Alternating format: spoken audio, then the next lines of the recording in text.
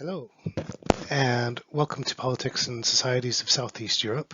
Our topic for this week is gender, and I want to talk a bit about gender roles in Southeast Europe. What you'll find is that there is not much that distinguishes gender roles in this region from other regions of the world. That is, issues of gender are similar. The ways in which they're historically experienced, the constraints that changes operate under, and uh, um, and the intensity of the experience may be different for some reasons. But fundamentally, we're talking about a process of changes in cultural understandings and in cultural roles, and resistance to that change that is influenced by some forces that are relatively unique to the region. Let me begin by offering you a conventional framework for understanding changes in gender roles in the region. Now, the conventional understanding looks like this: that there was a period in which gender roles that are called traditional were dominant. And I think we know generally when we talk about traditional gender roles what we're talking about: relations of dominance and subordination, strict division into private and public spheres, exclusion of women from labor markets, and so forth. That there follows, because of the processes of rapid modernization, particularly over the 20th century, and within that, most strongly and most rapidly in the last half of the 20th century, during the period of state socialism, a period of detraditionalization, in particular one in which ideas of equality were promoted.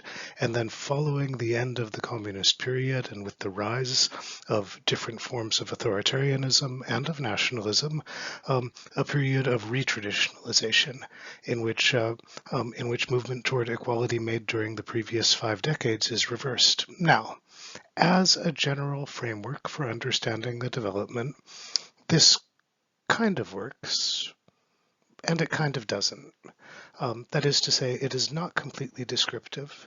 The reasons that it is not completely descriptive is that, first of all, when we're talking about traditional roles, there is more complexity in the traditional roles than a stereotyped view is going to admit.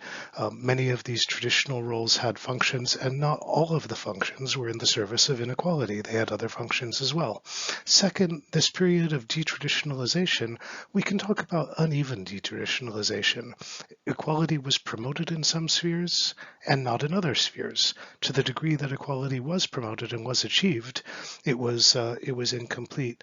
And then when we talk about retraditionalization, there is definitely an emergence and increasing dominance of some ideas about gender that justify themselves by an invitation to tradition, but whether this is retraditionalization or something new is a matter that's open to question.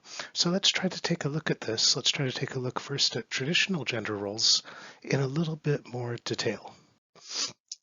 Now, when we're talking about traditional gender roles, and what I'm saying here is largely drawn from the article by Carl Kaiser that I asked you to look out for this week, traditional gender roles had several different dimensions. And although the common view of traditional gender roles, it's derived from the thing that in societies like the one that we are in here, we call something like the Victorian family. This tells us that it's historically placed. The Victorian family being a so-called nuclear family unit, parents and children living separately with a division of domestic labor, and so forth. This doesn't completely describe the way that traditional life was led, particularly in rural settings, where the primary occupation of most families was agriculture. If we want to talk about the division into public and private spheres, this is largely descriptive. There is a radical division of public and private spheres, even to the extent that there would be different rooms in the house where men would meet and where women would meet, and they would talk about different things. And the general responsibility of men was for public life, economic life. The general responsibility of women was for maintaining relationships in the context of the community. However, we could probably question the degree to which these can be strictly described as exclusively private and exclusively public. This may be a reading that is imposed later. And to the degree that we want to talk about inequality in these relationships, there are some forms in which the type of inequality that is associated with the stereotype of tradition is not the dominant form, as in the form of cryptomatriarchy, the exercise of power, particularly over decision making and the control of respect and prestige by women, especially older women in the family group and in the extended family group. Now, I want to talk a bit about the extended family group because this is an important institution of rural life in the period that we are going to call traditional, or the pre-modern period. You probably saw in this article a lot of terms in denoting different forms of kinship. These are terms that are not commonly used in English. They may have been confusing to you. It's not surprising that they would be confusing to you. I think that they're confusing to many native speakers of the languages in the region, but there's a very simple point to be derived from this, and that is that there are a lot of relationships that are perceived as being relationships of kinship, and there is a rhetorical effort to take distant relatives and by giving the relationship a name to make the relationship appear to be or function as close. The principle here is that in atmospheres of political insecurity and of frequent political changes of authority, one of the goals is that family relationships should be as broad as possible. There should be as many relatives as possible whose help could be called on in an atmosphere of insecurity, because then the likelihood is that one of them is going to be in a position close to or close enough to the exercises of power that it's possible to call on them for benefit. So the basic practice with traditional families in the Balkans is that families should be as large as possible. And if the family cannot be extended by relations of biological kinship, then it is extended by relationships of mutual obligation, and this operated by familiar gestures and ritual gestures, so that somebody who gives the child a first haircut is symbolically a relative. Somebody who provides milk for the child, symbolically a relative, and so forth. This may look very odd from the modern perspective, but it had a function. What is the function?